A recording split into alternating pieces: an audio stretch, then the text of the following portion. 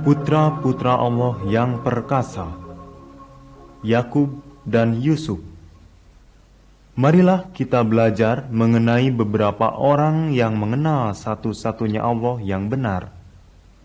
Orang-orang ini hidup pada zaman yang lampau. Lihatlah gambar-gambar dalam buku yang berwarna jingga, sementara saudara mendengarkan kasetnya. Bukalah halaman berikutnya pada saat saudara mendengar musik atau isyarat tertentu. Gambar 1. Yakub si penipu. Kedua orang dalam gambar ini adalah saudara kembar. Nama mereka adalah Esau dan Yakub. Ayah mereka adalah Ishak, anak Ibrahim. Ibrahim dan keluarganya menyembah satu-satunya Allah yang benar. Ibu dari anak kembar ini adalah Ribkah. Esau adalah yang sulung. Ia kemudian menjadi pemburu yang hebat. Tetapi Allah berfirman kepada Ribkah bahwa suatu hari Yakub akan memerintah atas Esau. Lihatlah gambar ini. Suatu hari Esau pulang dan Yakub sedang masak. Esau sangat lapar. Lalu ia meminta kepada Yakub supaya ia diberi sebagian dari masakan itu. Tetapi Yakub berkata, "Jual dulu kesulunganmu kepadaku." Hak kesulungan adalah warisan keluarga yang biasanya diperoleh oleh anak laki-laki sulung. Yakub ingin mendapatkan hak kesulungan itu. Esau sangat lapar, sehingga ia tidak mempedulikan hak kesulungannya pada waktu itu. Ia juga tidak menghormati Allah. Ia hanya memikirkan keinginannya sendiri saja. Ia menjual hak kesulungannya kepada adiknya hanya untuk makanan. Nama Yakub berarti ia menipu. Ia mengetahui bahwa ia telah menipu kakaknya.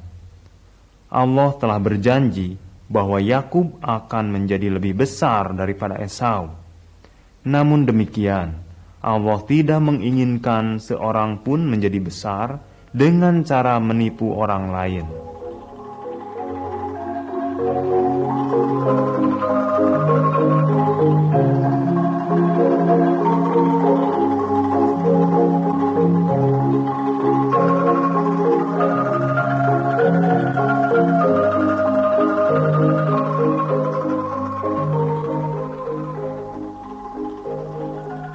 Gambar 2. Mimpi Yakub.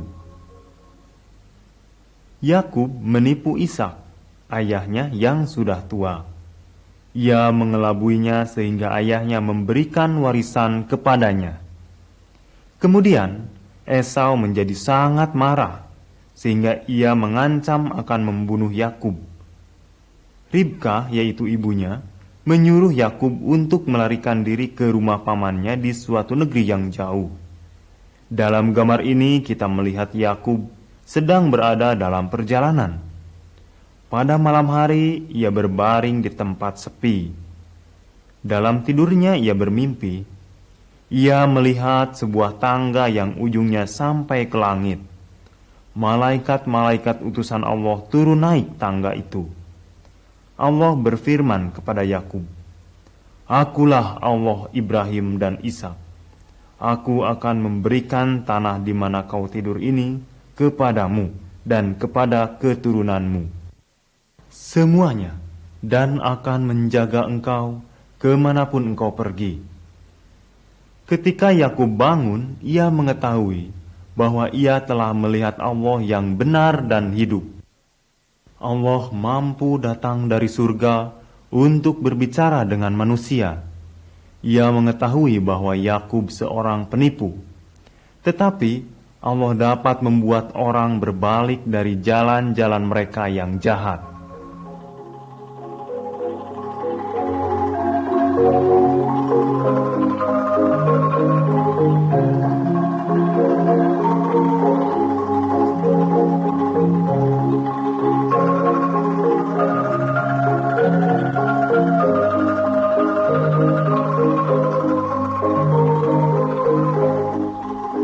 Gambar 3. Yakub dan Laban. Di sini kita melihat Yakub bertahun-tahun sesudah mimpinya itu. Ia tinggal bersama dengan pamannya, yaitu Laban. Saya akan menceritakan mengapa Laban kelihatan begitu marah. Laban mempunyai 2 orang anak perempuan. Yakub mencintai Rahel, yang bungsu. Yakub bekerja pada Laban selama 7 tahun supaya dapat menikah dengan Rahel. Tetapi kemudian Laban mengelabui Yakub. Laban memberikan anak sulungnya kepada Yakub dan bukannya Rahel. Akhirnya Yakub dapat juga mengawini Rahel, walaupun ia harus bekerja 7 tahun lagi. Namun demikian, Allah selalu beserta Yakub. Yakub selalu berhasil dalam segala hal yang ia kerjakan.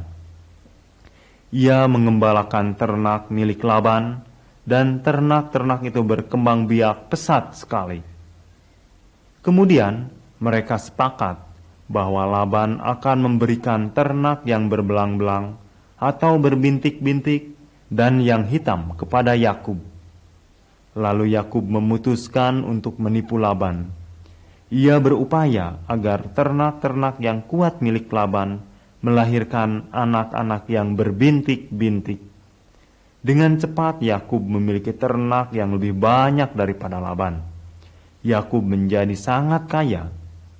Laban menjadi sangat marah.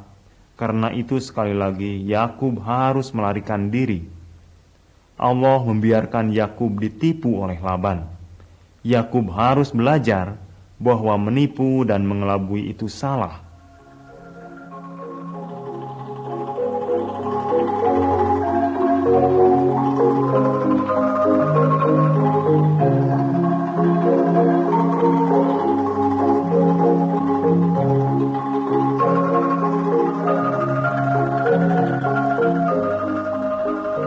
Gambar 4. Yakub bertemu dengan Allah.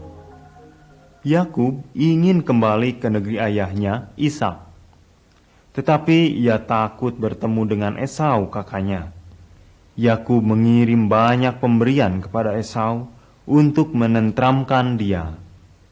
Lalu Yakub mendengar bahwa Esau akan datang menemui dia. Maka ia menjadi sangat takut. Yakub lupa akan janji-janji Allah, sehingga ia mulai membuat rencana-rencana untuk melindungi dirinya sendiri. Yakub mengirim semua hamba, ternak, istri dan anak-anaknya untuk bertemu dengan Esau. Yakub sendiri tinggal di belakang. Tetapi lihatlah dalam gambar ini apa yang terjadi. Seorang laki-laki datang dan bertarung dengan Yakub sepanjang malam. Pada waktu matahari mulai terbit, laki-laki itu memukul pangkal paha Yakub. Sendi pangkal paha Yakub terplecok, sehingga ia tidak dapat bertarung lagi. Laki-laki itu berkata, "Namamu tidak akan lagi disebut Yakub, tetapi Israel, karena engkau telah bergumul dengan Allah dan manusia, dan engkau menang." Nama Israel berarti kekasih Allah. Yakub mengetahui bahwa laki-laki itu adalah Allah sendiri. Allah membuat Yakub menjadi lemah. Ia tidak dapat bertarung ataupun menipu orang lain lagi seperti sebelumnya. Yakub harus percaya bahwa Allah yang melindungi dia. Esau datang menemui Yakub dengan tenang dan damai. Jadi kemudian Yakub dapat hidup di tanah yang dijanjikan Allah kepadanya dan kepada keturunannya. Dari keturunan-keturunan Yakub lahirlah dia yang Allah kirim untuk membawa berkat bagi semua orang di bumi.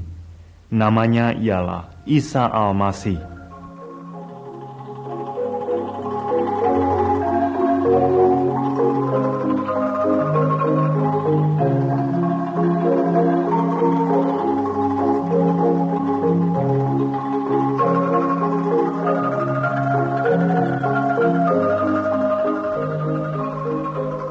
Gambar 5.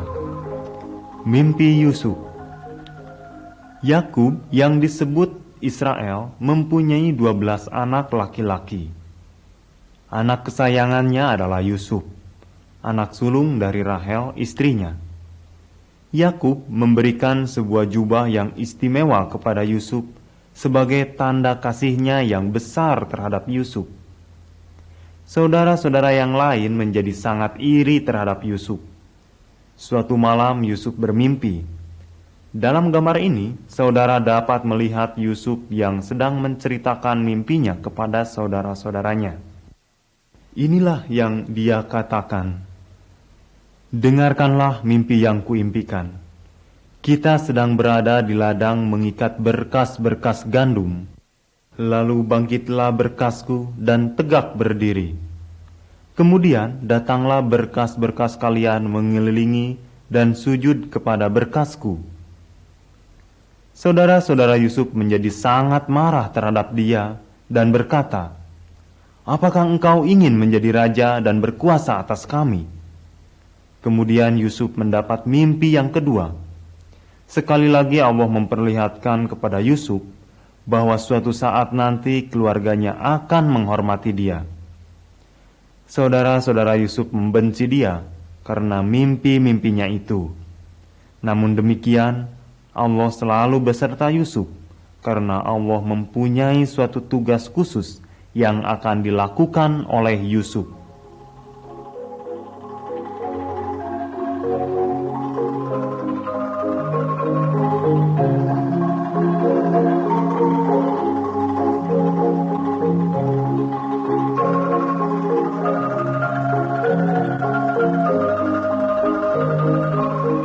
Gambar 6. Yusuf dijual. Saudara-saudara Yusuf bekerja mengembalakan ternak ayahnya. Suatu hari Yakub berkata kepada Yusuf, "Pergilah dan lihatlah apakah saudara-saudaramu selamat dan semua ternak dalam keadaan baik. Kemudian kembalilah dan beritahukan aku." Lalu pergilah Yusuf mendapatkan saudara-saudaranya. Tetapi pada waktu saudara-saudaranya melihat dia datang, mereka merencanakan untuk membunuh Yusuf. Mereka lalu menangkapnya dan melemparkannya ke dalam sumur kering. Sebelum mereka membunuh Yusuf, lewatlah kafilah dari suku Ismail. Mereka adalah para saudagar yang sedang dalam perjalanan menuju tanah Mesir. Salah seorang dari saudara Yusuf yang bernama Yehuda berkata, "Apa yang akan kita peroleh dengan membunuh adik kita dan menyembunyikan perkara pembunuhannya? Marilah kita jual dia kepada orang Ismail itu." Lihatlah gambar ini. Saudara-saudara Yusuf mengeluarkan Yusuf dari sumur kering itu. Mereka menjual Yusuf dengan harga 20 sikal perak. Kemudian mereka mencelupkan jubah Yusuf yang istimewa itu ke dalam darah seekor kambing, dan mereka membawa jubah itu kepada Yakub ayah mereka. Ketika Yakub melihat jubah yang penuh darah itu, ia berpikir bahwa Yusuf telah dibunuh oleh binatang buas. Maka Yakub berkabung karena Yusuf dengan sangat sedih. Iri hati adalah hal yang sangat buruk. Iri hati dapat menyebabkan orang melakukan hal-hal yang jahat. Tetapi Allah menggunakan hal yang jahat ini untuk mengerjakan maksud yang baik bagi Yusuf.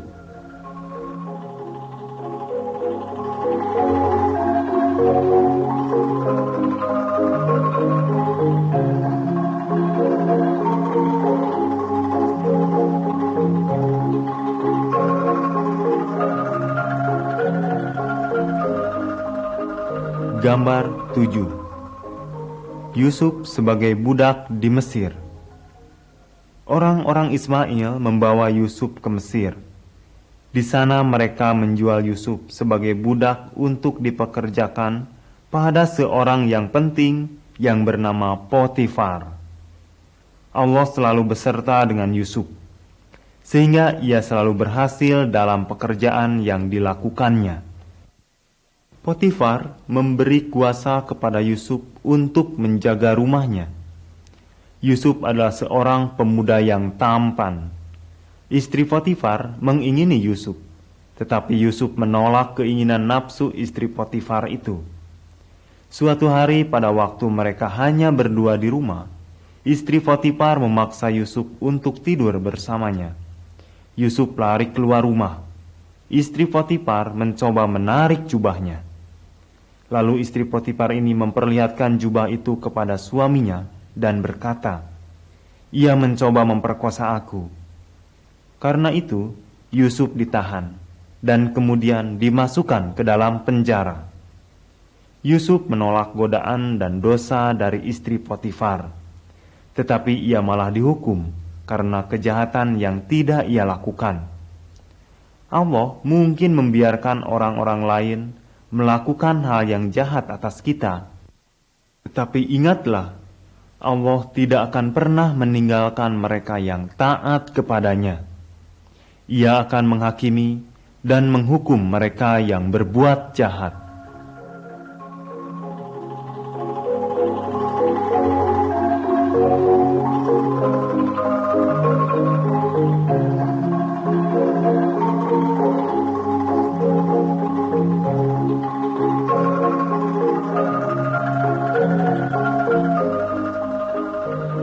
Gambar 8. Yusuf di dalam penjara.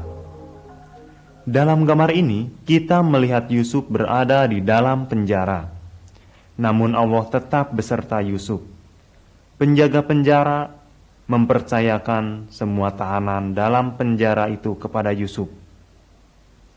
Pada waktu itu, juru minuman dan juru roti Raja Mesir ditahan di dalam penjara bersama Yusuf. Suatu malam, juru minuman dan juru roti itu mendapat mimpi. Mereka menjadi gelisah karena mereka tidak mengerti apa arti mimpi-mimpi mereka itu. Lalu Yusuf berkata, "Allah sanggup menerangkan arti mimpi. Ceritakanlah mimpi kalian itu kepadaku." Dalam gambar ini, saudara dapat melihat mimpi yang didapat oleh juru minuman. Ia berkata kepada Yusuf, "Dalam mimpiku tampak sebuah pohon anggur dengan 3 carangnya di depanku. Aku sedang memegang piala raja. Kemudian aku mengambil anggur, memerasnya ke dalam piala itu, dan kuberikan piala itu kepada raja." Sesudah mendengar mimpi itu, Yusuf memberitahukan arti mimpi itu kepada juru minuman itu. Katanya, "Dalam 3 hari ini raja akan membebaskan engkau dan mengembalikan engkau ke dalam jabatanmu yang semula." Kemudian, juru roti juga menceritakan mimpinya kepada Yusuf. Namun mimpi juru roti itu mempunyai arti bahwa dalam 3 hari ini ia akan mati. Seperti apa yang Yusuf katakan, juru minuman itu kembali bekerja pada raja. Tetapi raja memerintahkan agar juru roti dihukum gantung. Yusuf meminta pertolongan juru minuman supaya ia juga dibebaskan. Namun, juru minuman itu tidak mengingat Yusuf sama sekali. Yusuf berada di penjara selama 2 tahun lagi. Tetapi, Allah tidak melupakannya.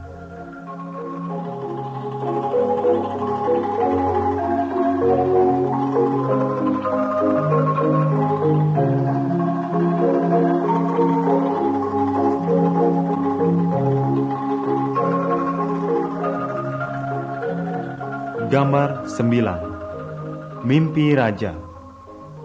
Laki-laki dalam gambar ini adalah Raja Mesir.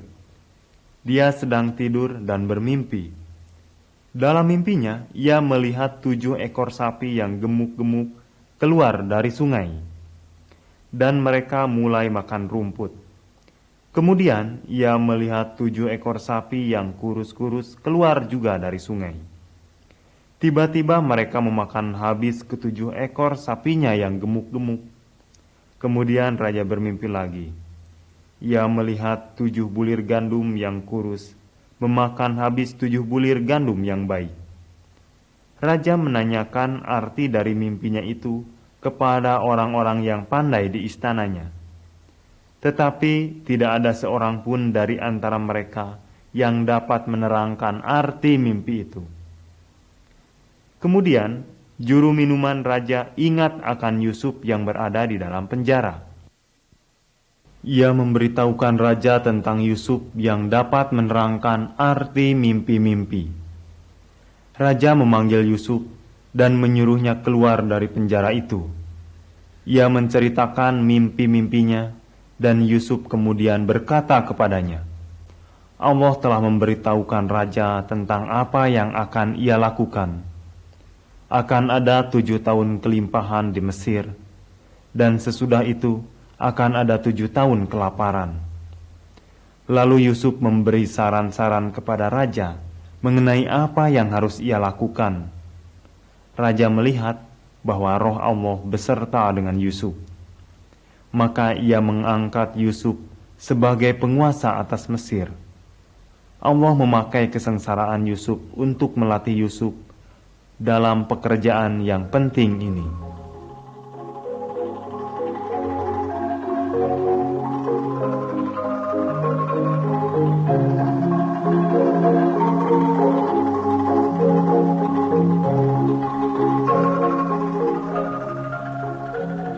Gambar 10. Yusuf memerintah di Mesir.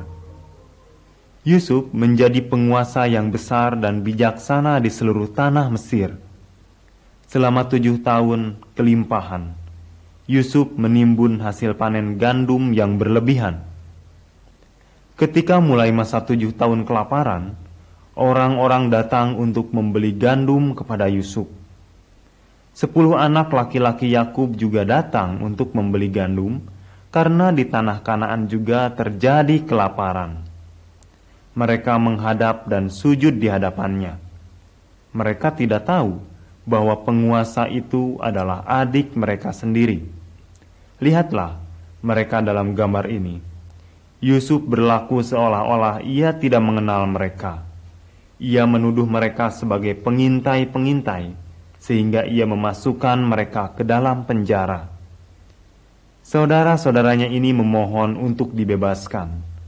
Maka Yusuf berkata kepada mereka, untuk membuktikan bahwa kalian jujur, salah seorang dari kalian harus tinggal di penjara. Yang lain boleh pulang ke sanak saudara kalian yang kelaparan. Kemudian kalian harus membawa adik kalian yang bungsu kemari. Karena itu Yusuf menahan Simeon, kakaknya di penjara, sampai yang lain kembali dengan Benyamin, adik Yusuf satu-satunya dari Rahel ibunya. Masih ingatkah mimpi Yusuf? Allah menggenapi pada saat kakak-kakak Yusuf sujud di hadapannya. Allah pun mengetahui semua yang akan terjadi di dalam kehidupan kita.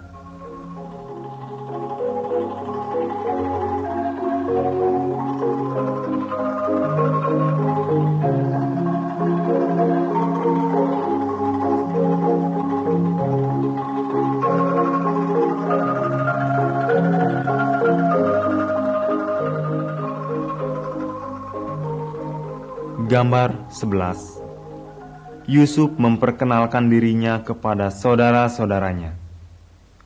Pada waktu persediaan makanan sudah habis, saudara-saudara Yusuf harus kembali lagi ke Mesir. Mereka membawa Benyamin, saudara bungsu mereka, seperti yang telah diperintahkan Yusuf. Yusuf sangat gembira melihat saudara-saudaranya bersama dengan Benyamin datang. Namun demikian, ia tidak memberitahu mereka siapa dia sebenarnya. Ia memberi mereka lebih banyak gandum, dan kemudian ia membiarkan mereka pulang. Tetapi dengan sembunyi-sembunyi Yusuf menaruh uang dan piala peraknya di dalam karung gandum mereka masing-masing. Kemudian Yusuf memerintahkan hamba-hambanya untuk menangkap saudara-saudaranya yang ada dalam perjalanan pulang. Hamba-hambanya menuduh mereka sebagai pencuri. Dengan sangat ketakutan, saudara-saudara Yusuf itu kembali menghadap Yusuf. Sekali lagi mereka semua sujud di hadapan Yusuf sambil mohon belas kasihan. Yusuf tidak tahan menyimpan rahasianya lebih lama. Ia menangis sambil memeluk Benyamin dan berkata, Akulah Yusuf, saudaramu yang telah kalian jual. Allah telah membuat aku menjadi penguasa atas seluruh Mesir. Cepatlah kembali kepada ayah dan beritahukanlah dia, datanglah mendapatkan aku. Jangan ditunda. Masih ada 5 tahun kelaparan, dan aku tidak mau melihat kalian dan keluarga kalian kelaparan.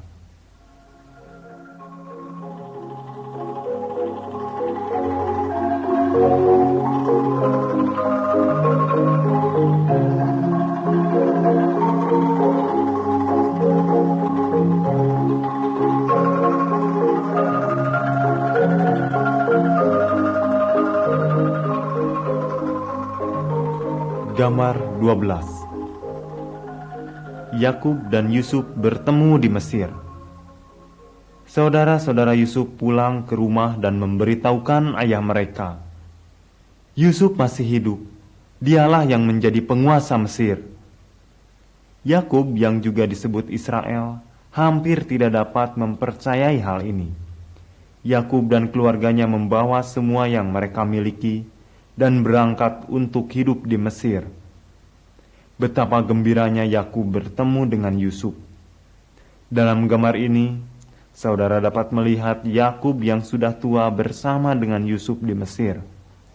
Yakub sedang memberkati kedua anak laki-laki Yusuf, yang bernama Manasye dan Efraim. Yakub menyilangkan tangannya, sehingga tangan kanannya diletakkan di atas kepala anak yang lebih muda, yaitu Efraim. Kepada Efraim, Yakub menjanjikan hak warisan keluarga. Anak-anak Yusuf dan Efraim menjadi suku yang terbesar di antara anak-anak Israel. Yakub meninggal di Mesir. Hal ini menyebabkan saudara-saudara Yusuf takut. Lalu mereka berkata, bagaimana jika Yusuf merencanakan untuk membalas kita atas semua kejahatan yang telah kita lakukan terhadap dia? Mereka mengirim pesan kepada Yusuf yang mengatakan, mohon ampunilah kami. Tetapi Yusuf berkata, memang kamu telah bermaksud jahat terhadap aku. Tetapi walaupun demikian, Allah telah memakai hal tersebut untuk menjadi kebaikan, yaitu supaya dapat menyelamatkan hidup banyak orang. Yusuf adalah seorang yang besar, karena roh Allah beserta dengan dia. Saudara-saudara, kalian juga dapat mengenal Allahnya Yusuf, Allah yang besar. Saudara dapat percaya dan menghormati dia. Allah juga mempunyai rencana atas kehidupan saudara. Dia sendiri dapat memakai hal-hal yang buruk yang terjadi atas kita untuk membawa kebaikan kepada kita dan kepada orang-orang lain.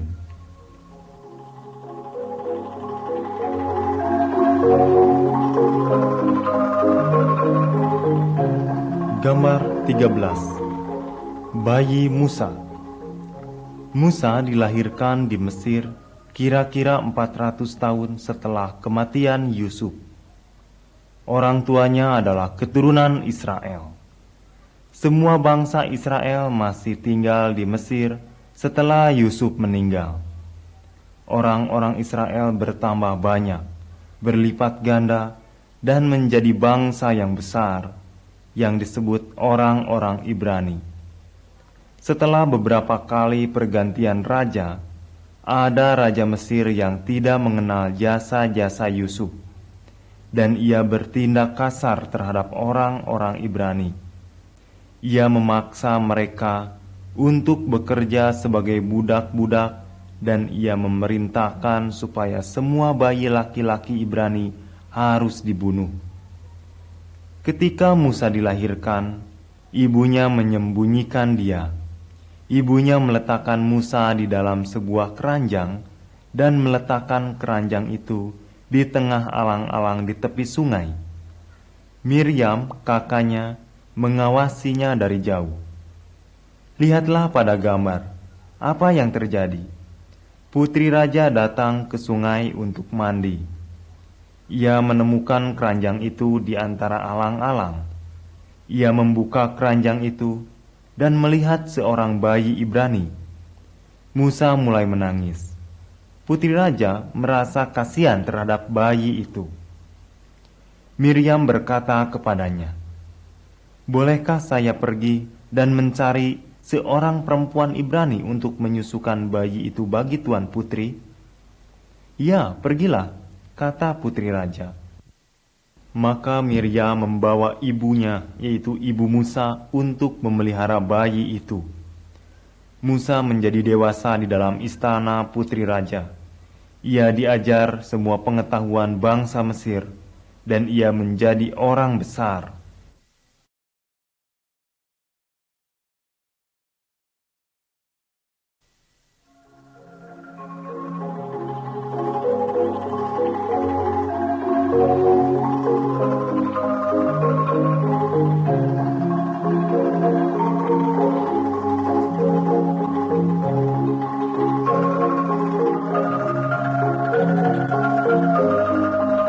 Gambar 14. Musa dan semak yang terbakar.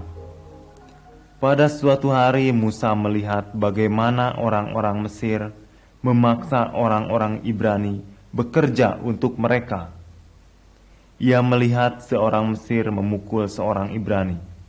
Musa ingin menolong orang sebangsanya, maka ia membunuh orang Mesir itu. Ia berpikir tidak ada seorang pun yang melihat dia. Tetapi raja mendengar hal itu, sehingga Musa harus melarikan diri dari raja. Ia pergi dan hidup di padang. Selama 40 tahun ia hidup dekat gunung Sinai. Di sana Allah mendidik dia untuk pekerjaan yang akan datang. Musa menjaga domba-domba milik seseorang yang bernama Yitro. Selama masa itu, orang-orang Ibrani menderita di Mesir. Mereka berseru-seru kepada Allah, dan Allah mendengar mereka. Suatu hari Musa melihat hal yang ajaib. Lihat, ia melihat semak duri terbakar. Tetapi semak tersebut tidak hangus. Kemudian Allah berfirman kepada Musa melalui api yang menyala itu. "Musa, Musa, aku telah melihat betapa kejamnya umatku ditindas di Mesir. Aku akan mengirim engkau kepada Raja Mesir, supaya engkau dapat memimpin bangsamu keluar dari negeri itu." Musa merasa takut untuk kembali kepada Raja Mesir. Ia takut kalau orang-orang Ibrani tidak menginginkan dia menjadi pemimpin. Maka Allah berfirman kepada Musa, "Akulah Tuhan yang menyuruh engkau. Katakanlah kepada orang-orang Israel bahwa Tuhan, Allah nenek moyang mereka, telah menyuruh engkau kepada mereka."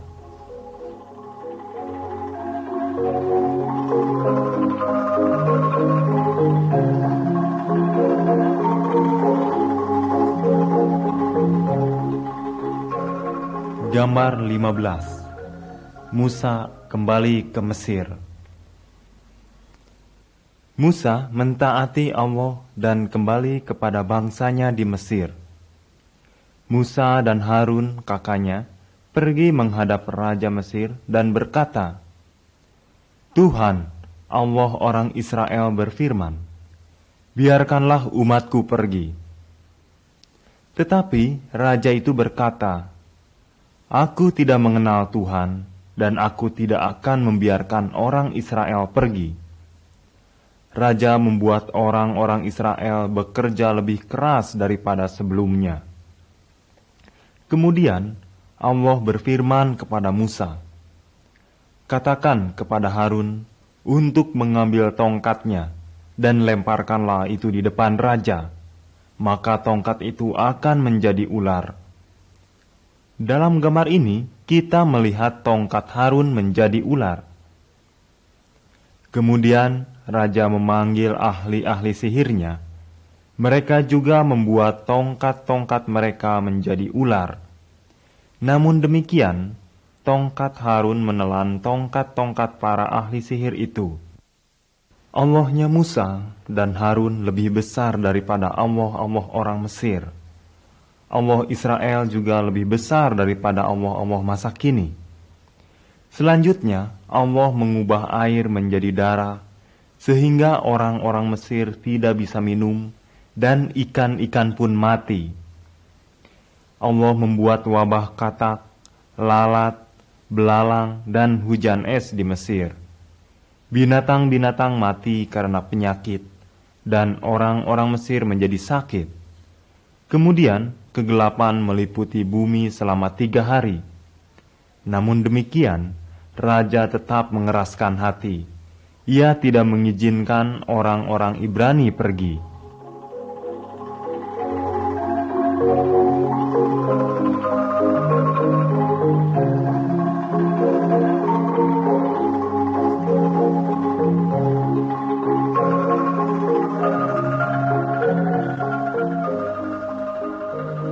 Gambar 16. Paskah.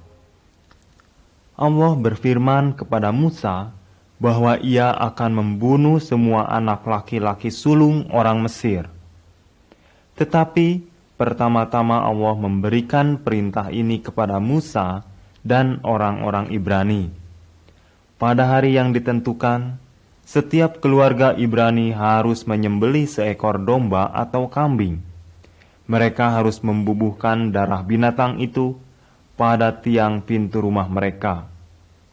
Kemudian mereka harus memasak dan memakan daging binatang itu dan bersiap-siap meninggalkan Mesir. Allah berfirman kepada orang-orang Ibrani, "Pada malam itu aku akan menjalani tanah Mesir. Aku akan membunuh setiap anak laki-laki sulung dan menghukum semua Allah Mesir. Akulah Tuhan.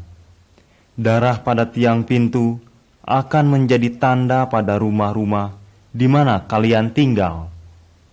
Apabila aku melihat darah itu, aku akan melewati dan tidak mengganggu kalian." Semua anak laki-laki sulung Mesir mati, termasuk anak laki-laki raja. Lalu raja memanggil Musa dan Harun, dan ia berkata, "Keluarlah dari tengah-tengah bangsaku, baik kamu maupun orang-orang Israel. Pergilah dan beribadahlah kepada Allahmu." Bertahun-tahun sesudah kejadian itu, Allah mengirim Isa Al-Masih. Ia mati sebagai kurban persembahan untuk kita. Darah binatang menyelamatkan orang-orang Ibrani pada zaman Musa, dan sekarang darah Isa Al-Masihlah yang dapat menyelamatkan kita dari maut atau kebinasaan.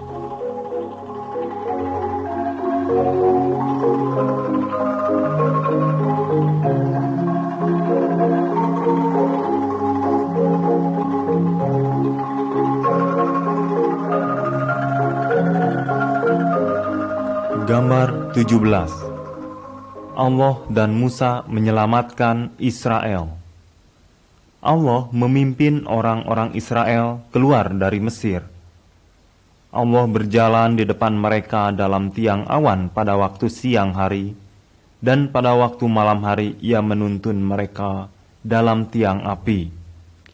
Sementara itu orang Mesir berkata, "Apa yang kita lakukan? Kita telah membiarkan orang-orang Israel pergi. Kita telah kehilangan mereka sebagai budak-budak kita." Karena itu, Raja Mesir dan tentaranya mengejar orang-orang Israel. Mereka mencapai orang-orang Israel pada waktu mereka sampai di tepi Laut Merah. Orang-orang Israel menjadi sangat ketakutan. Laut membentang di depan mereka, dan tentara Mesir ada di belakang mereka. Mereka tidak dapat melarikan diri lagi. Musa berkata kepada mereka, "Jangan takut, kalian akan melihat apa yang akan Allah lakukan untuk menyelamatkanmu." Tiang awan bergerak dan berdiri di antara orang-orang Ibrani dan orang-orang Mesir. Allah berfirman kepada Musa supaya ia memukulkan tongkat ke laut. Kemudian Allah membuka jalan di tengah-tengah laut itu. Lihatlah gambar ini. Air laut terkuak, dan orang-orang Israel berjalan melewati laut pada tanah yang kering. Orang-orang Mesir mencoba mengikuti mereka, tetapi Allah berfirman kepada Musa, "Ulurkanlah tanganmu ke atas laut, supaya air berbalik meliputi orang-orang Mesir." Maka semua tentara Mesir itu tenggelam di laut. Orang-orang Israel menyaksikan kuasa Allah, dan mereka mempercayai Musa sebagai pemimpin mereka.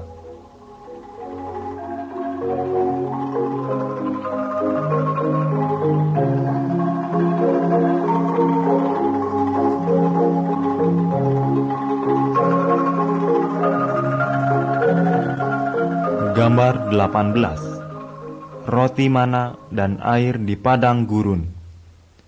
Musa memimpin orang-orang Israel keluar dari laut menuju padang gurun. Lalu mulailah orang-orang itu mengeluh karena mereka tidak cukup makanan. Mereka mengeluh kepada Allah dan kepada Musa yang telah memimpin mereka keluar dari Mesir.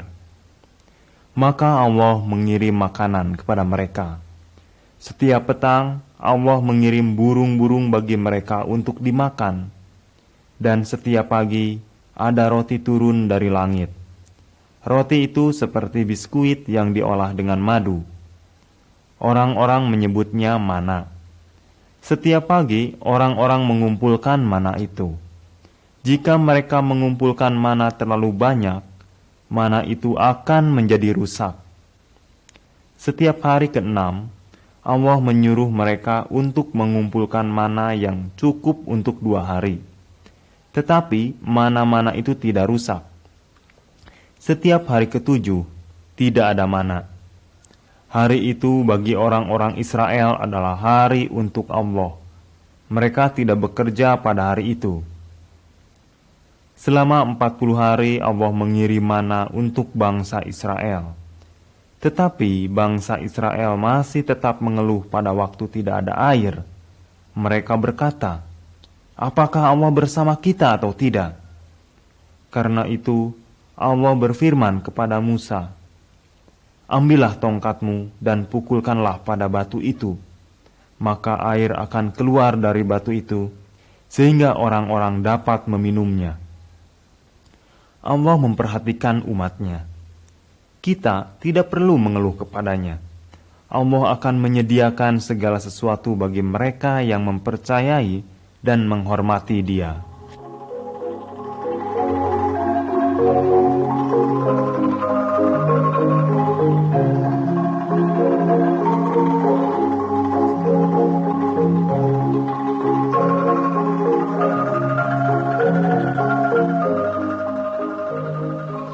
Gambar 19. Hukum-hukum Allah. 3 bulan setelah orang-orang Israel meninggalkan Mesir, mereka tiba di Gunung Sinai. Di sana Allah berfirman kepada Musa, katanya, "Jika engkau mentaati aku, engkau akan menjadi umatku dan engkau akan melayani aku." Kemudian Allah turun ke Gunung Sinai, sehingga orang-orang dapat melihat kemuliaannya. Terjadilah awan tebal, guruh, kilat dan api, dan bunyi sangkakala di atas Gunung Sinai, sehingga seluruh bangsa gemetar dan tidak berani mendekati gunung itu. Musa naik ke gunung, dan Allah berfirman kepadanya demikian, "Aku adalah Tuhan Allahmu. Engkau tidak boleh memiliki Allah-Allah lain. Janganlah sujud menyembah atau beribadah kepada berhala apapun. Jangan memakai namaku untuk maksud-maksud yang jahat. Ingatlah hari yang ke-7. Kuduskanlah hari itu untuk beribadah kepadaku. Hormatilah ayahmu dan ibumu. Jangan membunuh, jangan berzina, jangan mencuri. Jangan mengatakan hal yang tidak benar tentang sesamamu. Jangan mengingini milik sesamamu." Semua ini adalah hukum Allah. Allah menuliskannya pada loh batu. Kemudian Musa membawa kedua loh batu tersebut turun dari gunung untuk semua orang. Setiap orang yang mentaati hukum-hukum ini akan berkenan kepada Allah. Tetapi setiap orang yang tidak mentaati hukum-hukum ini pantas menerima hukuman Allah, yaitu maut.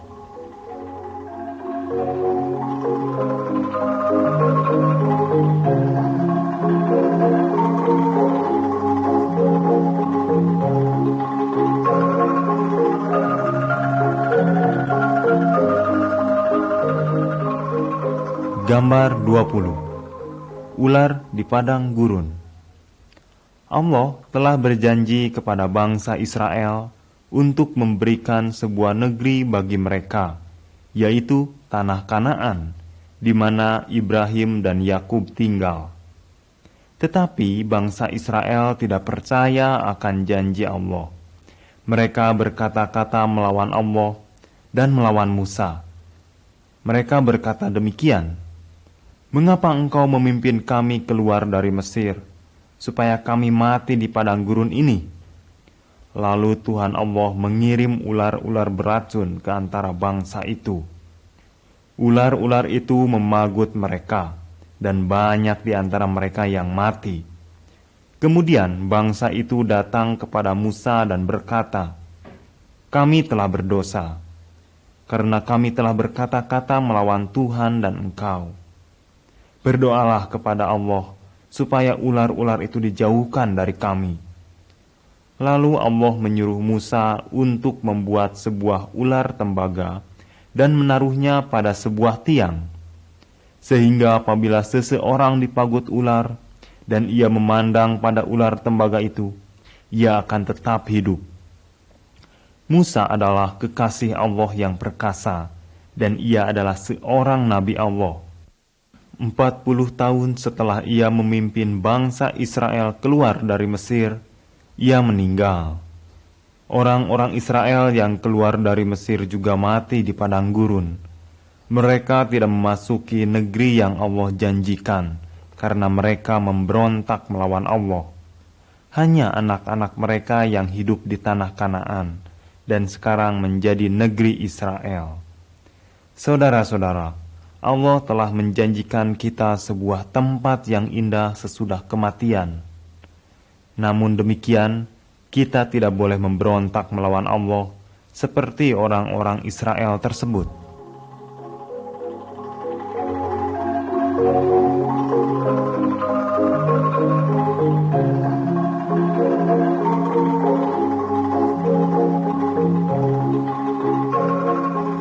Gambar 21. Nabi seperti Musa. Sebelum Musa meninggal, Allah berkata kepadanya, "Aku akan mengirimkan seorang nabi yang seperti engkau di antara bangsa Israel. Ia akan memberitahukan kepada semua orang segala sesuatu yang aku perintahkan." Untuk waktu yang lama sekali, kira-kira 1400 tahun, bangsa Israel menantikan nabi yang dijanjikan, yaitu yang seperti Musa. Seorang yang disebut Isa Al-Masih dilahirkan di tanah Israel. Ia berkenan kepada Allah di dalam segala perbuatannya. Allah memberikan Isa Al-Masih kuasa untuk melakukan banyak mujizat. Ia menyembuhkan banyak orang. Ia seperti Musa. Ia bahkan bisa memberikan makan kepada orang-orang di padang gurun. Lihatlah pada gambar. Inilah yang terjadi pada waktu di padang gurun. Banyak orang mendengarkan Isa Al-Masih mengajar tentang Allah. Mereka mendengarkan pengajaran Isa Al-Masih sampai sore hari. Setelah mendengarkan pengajaran Isa Al-Masih, mereka sangat lapar. Tetapi di sana tidak ada sesuatu untuk dimakan. Ada seorang anak laki-laki membawa 5 buah roti dan 2 ekor ikan. Tentu saja tidak cukup untuk semua orang. Di sana ada kurang lebih dari 5.000 orang.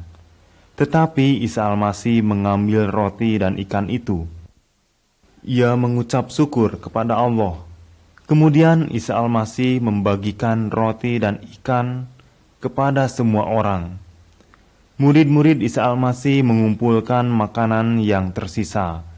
Mereka mengumpulkan dan mengisi 12 keranjang penuh dengan potongan-potongan makanan itu. Orang-orang menjadi kagum dan berkata, "Benar, dialah Nabi yang dijanjikan itu." Isa Al-Masih berkata kepada mereka, "Aku adalah kehidupan. Nenek moyangmu makan mana di padang gurun, tetapi mereka mati. Aku adalah roti kehidupan. Jika seseorang makan roti ini, ia akan hidup selamanya."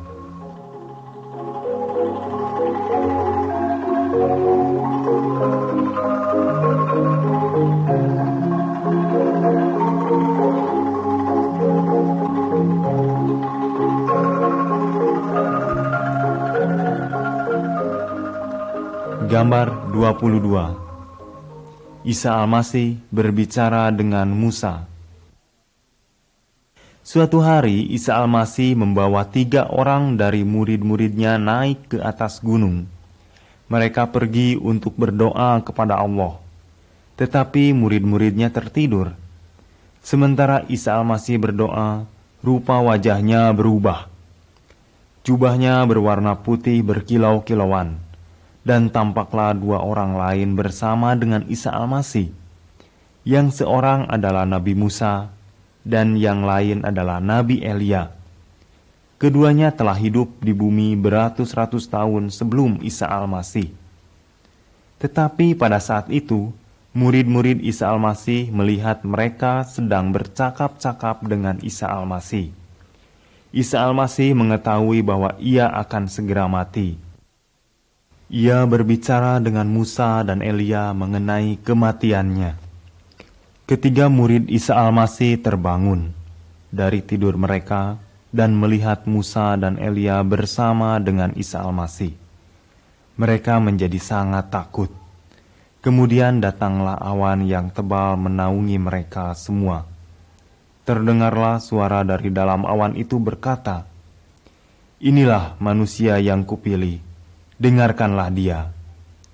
Sesudah itu tidak terdengar lagi suara itu.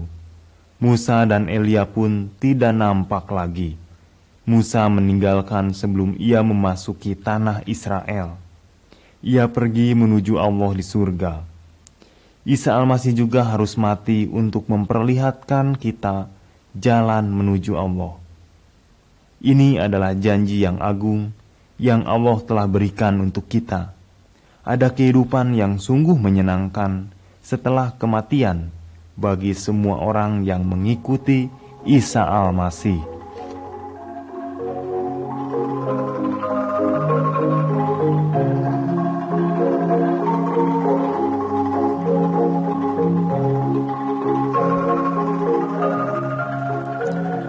Gambar 23. Isa Al-Masih mati untuk kita.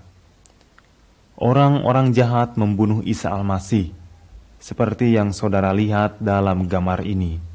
Mereka memakukan dia di atas kayu salib sampai ia mati. Ada 2 orang lain yang mati bersama dengan Isa Al-Masih. Saudara dapat melihat mereka ada di kanan dan kiri Isa Al-Masih. Kedua orang ini adalah perampok dan pembunuh. Tetapi Isa Al-Masih tidak melakukan hal yang salah. Semua orang telah mengikuti jalan-jalan iblis yang jahat. Kita semua telah melakukan hal-hal yang tidak menyenangkan Allah, dan sebagai akibatnya adalah kematian yang kekal. Pada saat Isa Al-Masih mati di kayu salib, ia menanggung hukuman itu bagi kita. Isa Al-Masih digantung di kayu salib, sama seperti Musa menggantungkan ular tembaga. Semua orang yang memandang dan percaya kepada Isa Al-Masih akan diselamatkan dari kematian yang kekal. Karena Allah begitu mengasihi manusia, sehingga ia telah mengambil hukuman kita, supaya setiap orang yang percaya kepada Isa Al-Masih tidak binasa, melainkan dia memperoleh hidup yang kekal bersama-sama dengan Allah di surga.